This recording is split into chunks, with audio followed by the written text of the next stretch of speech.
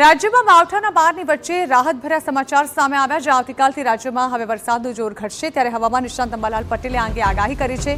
તેમનું કહેવું છે કે આવતીકાલથી વરસાદનું પ્રમાણ ઘટતું જશે। 7મી નવેમ્બરથી રાજ્યમાં ઠંડા પવનો ફૂંકાશે। 18 થી 24 નવેમ્બર દરમિયાન વાતાવરણમાં ફરી પલટો આવશે।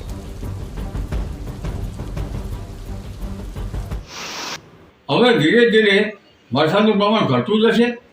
જે અવશેષો લગભગ બંગાળ ઉપસાગરના અને અરબ સાગરના છે તે ધીરે ધીરે લગભગ મધ્ય ગુજરાત સહિત ઉત્તર ગુજરાતના ભાગમાં સહિત અરવલ્લી પંચમહાલના ભાગમાં સહિત અને આગળ જશે અને લગભગ 5મી તારીખમાં આજથી વરસાદનું પ્રમાણ ઘટતું જશે।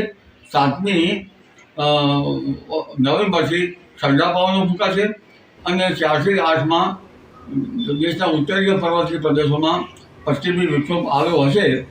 આજુબાજુ તારીખમાં રાજ્યમાં માવઠાના બારની વચ્ચે રાહતભર્યા સમાચાર સામે આવ્યા છે। આવતીકાલથી રાજ્યમાં હવે વરસાદનું જોર ઘટશે, ત્યારે હવામાન નિષ્ણાત અંબાલાલ પટેલે આ અંગે આગાહી કરી છે। તેમનું કહેવું છે કે આવતીકાલથી વરસાદનું પ્રમાણ ઘટતું જશે। 7મી નવેમ્બરથી રાજ્યમાં ઠંડા પવનો ફૂંકાશે। 18 થી 24 નવેમ્બર દરમિયાન વાતાવરણમાં ફરી પલટો આવશે।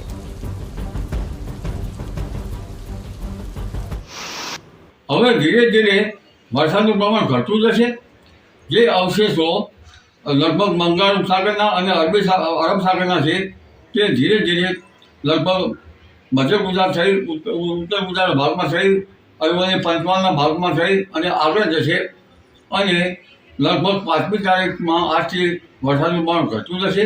7મી નવેમ્બરથી ઠંડા પવનો ફૂંકાશે અને 4 થી 8માં દેશના ઉત્તરીય પર્વતીય પ્રદેશોમાં પશ્ચિમી વિક્ષોભ આવ્યો હશે। આજુબાજુ તારીખમાં